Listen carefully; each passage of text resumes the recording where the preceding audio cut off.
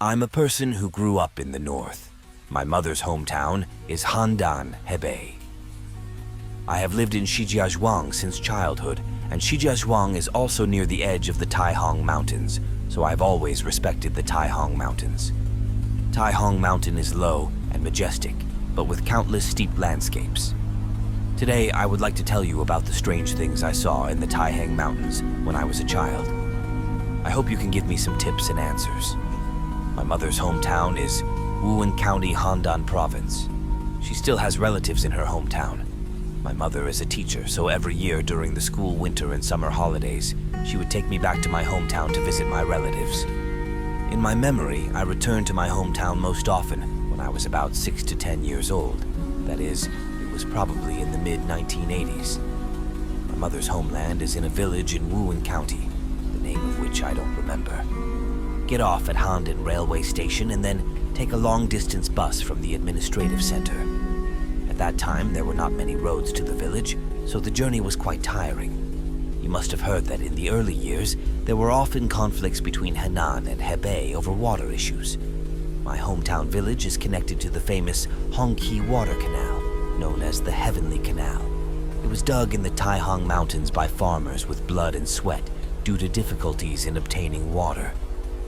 This story takes place in a famous red-flagged area.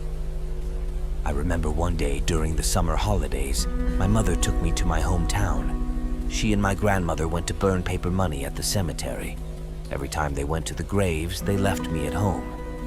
At that time, one of my uncles was responsible for taking care of me. He took me to the village to play. I remember that the sky at that time was especially blue and clear. My uncle said, "I'll take you for a walk on the hillside." In my opinion, although the countryside was undeveloped at the time, it certainly had idyllic scenery, much like modern Europe. The green hillsides were covered with grass, cattle and sheep graze here, and some crops were grown on the flatter areas. Due to irrigation problems, there are large canals on the hillside, which are tributaries of the Hongqi area. At that time, the construction of a large artificial water canal was completed in the Hongqi area. My uncle took me for a walk along the hillside. I ran ahead of him and saw a water channel winding out of the mountains. There was little water in the area at the time, so he wasn't worried about me being in danger. I noticed that there was a water channel and a culvert entrance on a small mountainside. The entrance was dark. The cold cave was small, probably half the size of a railroad tunnel. So I reached the entrance to the cave. Suddenly it seemed to me that I had found myself in a mysterious world. The cold cave was no longer dark. When I looked from the side of the cave entrance, a white light was visible not far ahead, similar to the light emanating from the exit. This light was very gentle and not scary. I was curious and walked forward slowly. Walking through the cold cave, I felt drops of crystal water falling from the stone walls and roof of the cave to my forehead. The dungeon of the cold cave was strange, as if someone had deliberately laid a road of stone blocks underground. A thin stream flowed under my feet, and I moved forward further. The white light became increasingly stronger, but at the same time it was very soft. As a child, I was surprised and a little calm, because I clearly saw that the way out of the cold winter was a small garden with a stone table and an old man sitting on 2 stone pillars. The old man was dressed in white, with long snow-white hair, a beard, and an old-style robe. Near him, there was a younger man with long black hair tied up on his head and wearing a blue robe. 2 people were playing Go. Of course, I never saw Go as a child back then. When I remembered it later, I realized it was probably a game of Go with black and white round pieces. I was scared not because this cold winter was scary, and not because these 2 people were scary. I felt like this was someone's garden. If I say hello and come in, will that be polite? At this time, both the old man and the young man turned their heads to look at me. The old man had a very kind face and smiled at me, but the young man did not have any expression on his face. I approached them and asked, "What are you doing?" I forgot who answered, but he said, "Haha, we're playing Go. You probably don't know the rules." There was a short conversation like that. I really can't remember the specific details. I thought, this is such a beautiful and comfortable place. Is it okay if I play here? But just as I thought about it, I suddenly heard my uncle hurriedly shouting, "What are you doing? Come out quickly!" I shuddered. When I opened my eyes, I saw a dark, cold cave in front of me. I had already walked 5 or 6 meters in the dark. My uncle ran up, grabbed my hand, and said, "I was scared to death. Where have you been? You can't wander around the caves like that." He pulled me away. I was still confused and reluctantly looked back. I wanted to tell him everything and ask if these two were also from the village. Why did their family live in the cave? But I didn't know how to correctly state everything that happened to me. It's strange, but I completely forgot about what had happened for a while and didn't tell my mother about it when I returned, as if it was nothing. More than 10 years passed in the blink of an eye, and I didn't even know it had happened. But the strangest thing is, the older I get, the better I remember it. This scene often appears in my mind, scene by scene, becoming more and more clear. When I returned from my hometown for several years in a row, blisters and pimples appeared on my body every summer vacation, and I could not cure them with any method. The adults said that this happened because the climate of the village was not suitable for me, and then I returned to my hometown. Later, when I started high school, I developed a low-grade fever that persisted for a long time for no apparent reason, and after the fever was cured, I stopped getting that awful blisters. Next, let's talk about the owl in the Taihang Mountains. The giant owl was also an experience that changed my outlook on life. I forgot what time I returned to my hometown and spent the day playing with my relatives' children at home. In fact, our purpose was to climb the mountain and turn over the stones to catch the scorpions. Because scorpions were used as medicine, children in every family caught scorpions to supplement the family income. One day, my friends took me to someone's house to have dinner together. I had never been to these places before. A friend said there was an owl in so-and-so's house. I must go and see it. As a child, I was curious about everything. His parents said, "Go see the owl and then come back for dinner. It's actually not far, just a dozen steps uphill to Tianban." I approached the door of the courtyard of the house. It was a small, shabby yard. The gate of the courtyard was not far from the mud house next to the shabby courtyard. There was also a vague wooden cage. I thought to myself, there must be an owl in there. It was very quiet around me. No lights, no sounds, no signs of people.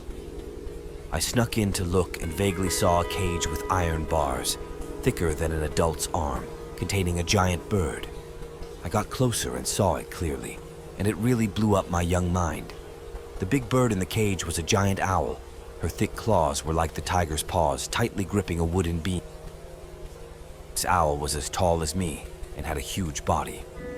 Hearing the stranger's voice, it shuddered and suddenly opened a pair of large eyes. They shone like 2 LED lights in a dark night. At that moment, I was so scared that I had no idea what to expect next from such a large bird.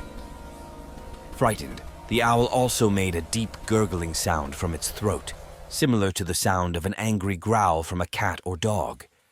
I was so scared that I turned around and ran away. As I grew older, I thought about this incident. I also checked the information.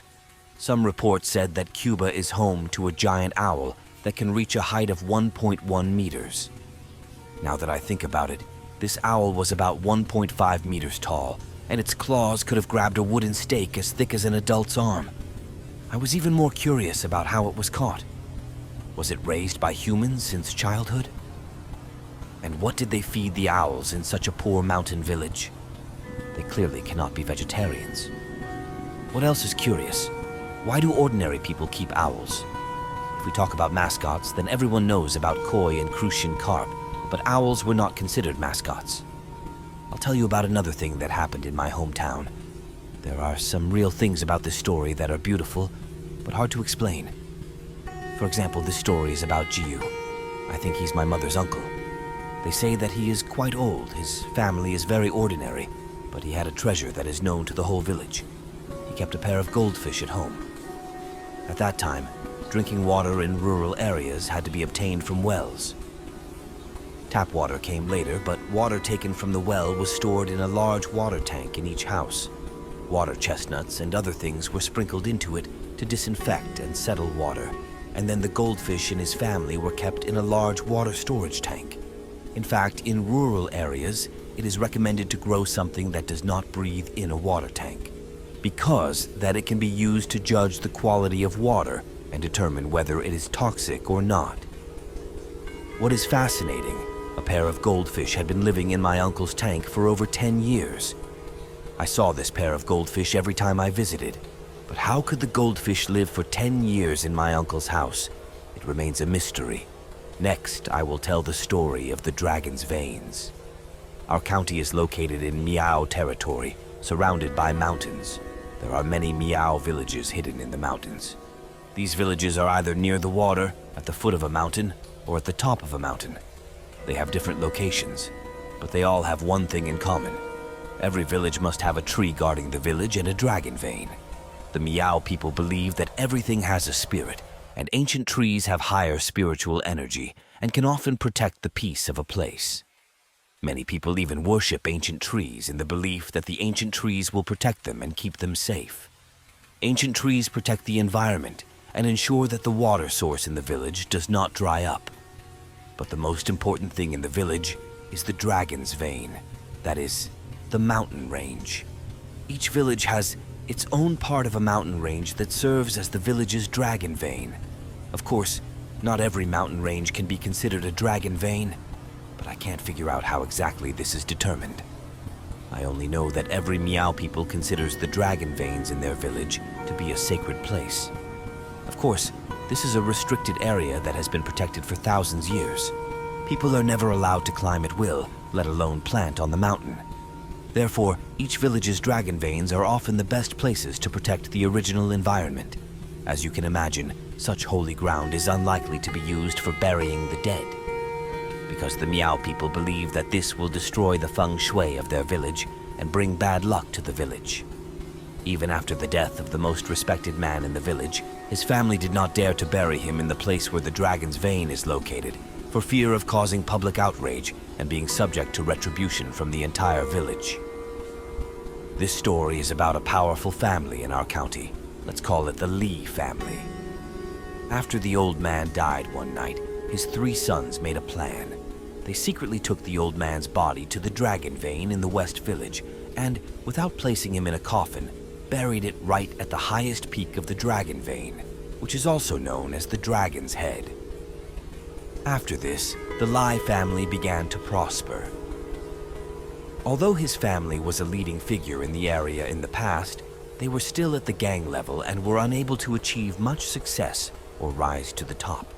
But since the old man was buried, his family well-being really changed. As they say in the area, it quickly became wealthy. The eldest son in the family who had a legal job was first dismissed from the post of director, and the next year he became the secretary of the district government. The second son was originally just a butcher, but he suddenly opened a factory and became the director. It is said that in just 1 year he made over $1 million, and the third son also became a worthy farmer's market manager. But after the old man of the Li family was secretly buried in the West Village Dragon's Vein, several awful events happened in the West Village. First, during Chinese New Year, several young people fought, and 2 of them were beaten to death. A young man was then shot for murder. Soon after, a large number of livestock died. The livestock in the entire village either died from the disease or were buried in the sand by county farmers for fear of infection. La Tête, there was a fire, which burned down most of the village and also burned an old man alive. In short, disaster fell on the residents of the West Village. Too much had happened, and West Village residents couldn't help but wonder why. Then the Miao people decided to ask a shaman for help. I don't know exactly what the shaman said to the people of the West Village. I just heard that the residents of the West Village, led by a shaman, rushed to the top where the dragon's vein of their village was located. They dug up Mr. Lee's grave and saw Mr. Lee lying peacefully underground. 3 years passed since he was buried, but his face was still as if he was just sleeping. After the villagers dug up the body, they threw it straight down from the mountain ridge. The 3 brothers of the Lee family did not dare to argue with them. They just secretly found someone who took the body one night and found another place to bury their father. After that, something seemed to happen to the Lee family. First, his eldest son was imprisoned for corruption, and then his second son died of a sudden illness. Only the third son seemed to be in order, but he lost his position of a manager and started working as a gangster again. Since then, nothing bad has happened in the West Village. Nobody has ever dared to disturb the dragon's vein again.